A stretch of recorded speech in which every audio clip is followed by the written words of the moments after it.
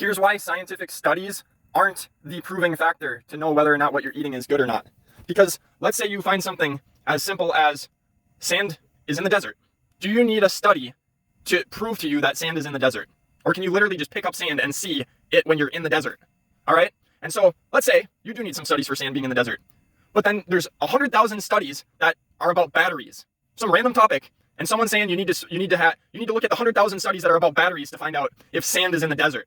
It's moronic, it's ridiculous, it's unnecessary, and it's counterproductive to figuring out if there's sand in the desert. That's exactly what it's like when you're trying to see what's nutritious and what's not nutritious. If you look at fundamental facts of life, if you really look at the things that are obvious to life, you'll realize that it's so ridiculous to even need studies. Of course, they can be supplemental and reconfirm your position about truth.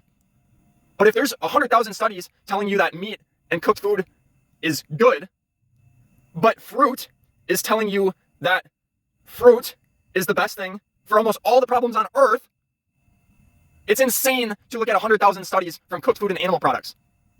Because again, there's a very long list of reasons why fruit is the only food for humans and will solve almost all the problems on earth. And many of those reasons include facts that are so fundamental and primitive. Like, primitive can be used in a different context, so that's not the best choice of word, but so fundamental and like cornerstone to life that it's indisputable. Scientific studies aren't going to make it that much more powerful. So I don't need any more studies for me to confirm my position, my belief. What else is there to say? Like, everyone cares about scientific studies, and I empathize because when I got into nutrition, I was like starting to be like, I really need to see these studies. And now that people in the carnivore movement, which is just laughable, because after learning how insane it is and how it gets debunked like so quickly, if you know the right knowledge, then it's so antithetical that like that kind of movement is just sending us back to the Stone Ages because it's so stupid that like it's like debating with a toddler. And so like you could waste so much freaking time with useless and pointless and garbage knowledge that it wasn't like this 30 years ago. Like, people actually had some sensible ideas in their head, but now it's just oozing pus-filled information minefield where people are coming up with theories and science. That's just a massive waste of time. And you could get lost in nutritional science for a very, very long time these days. I'm thankful that not only even 20 years ago, like 15 years ago, like you could actually arrive to a relatively fair conclusion when it came to nutritional science. Like, I got into studies for a few months, for maybe even a year or two. I'd have to really think about how long I actually got into it, but I started to actually research a bunch of studies, and thankfully many of the studies led me towards veganism. But that's rare today because there's so much propaganda today that you could start on one study and be led down a totally different path because there's just so much filler science out there, and not all science is created equal. Most science is garbage today. So most scientific studies are garbage today. Yes, the thing that you're actually supposed to think is supposed to make your science valid is garbage. You could read 50 different studies all pointing you towards different directions. So if you have scientific studies telling you 50 different conclusions, obviously 49 of those are bad. Okay? So don't take scientific studies as the gold of your knowledge.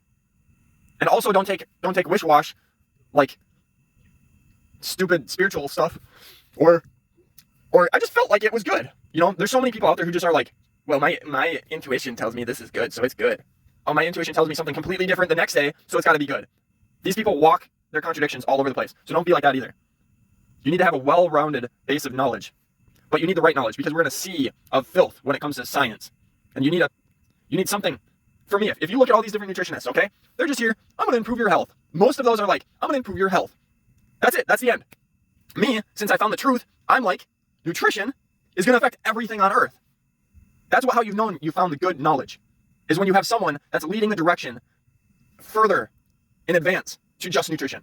Someone who's found nutrition and who has built on nutrition to include it in everything. That's how you know you found the truth. When you have these small brain people talking about micronutrients and this and that, it's going to help you gain a few pounds of muscle so you can lift a little more. Like, who freaking cares? That's stuff's small brained activity. The variables in that are very few. When the people who have found the truth are creating a new global system, are creating an entirely utopian and Edenic paradise on earth. That's how far we are in advanced science today. And if you're looking at people who just care about making a quick buck on a tincture or a supplement or a meal plan, that's small brained.